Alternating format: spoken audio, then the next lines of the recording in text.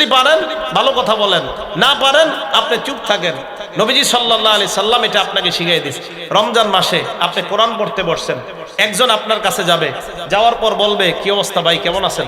তো আপনি বলবেন আলহামদুলিল্লাহ ভালো। কোরআন পড়তেছেন, পড়তে পড়তে পড়তে পড়তে হঠাৎ আপনার একজন এসে কয় কেমন আছেন? ভালো। তো ঠিকঠাক মতো রমজান চলতেছে তো? জি আলহামদুলিল্লাহ। মাশাআল্লাহ ইবাদত করতেছেন তো? জি আলহামদুলিল্লাহ। বলতে বলতে হঠাৎ কয় তারাবি কয় রাকাত পড়েন? আপনার কি এই সময় ছাড়া আর এই প্রশ্নটা করার কোনো জায়গা ছিল না? আমি আপনার পক্ষে বিপক্ষে না, আপনি এই সময়ে এই প্রশ্নটা এই কোরআন পড়নেওয়ালা লোকটারে করা কি দরকার আমারে বুঝান। ঘটনা বুঝেন নাই? রমজানে শয়তান কি বন্দী না খোলা আছে? ওই মানুষ শয়তান ঢুকাইছে। কোরআন পড়তেছে লোকটা, কেমন আছেন? ভালো। ইফতারি ঠিক মতো হয়? হয়। তারাবি ঠিক মতো পড়েন? করি। রোজা ঠিক মতো রাখেন? রাখি। সাহরি খান তো? হ্যাঁ খাই। তারাবি কয় রাকাত পড়েন? তো বেচারা কৃষক মানুষ।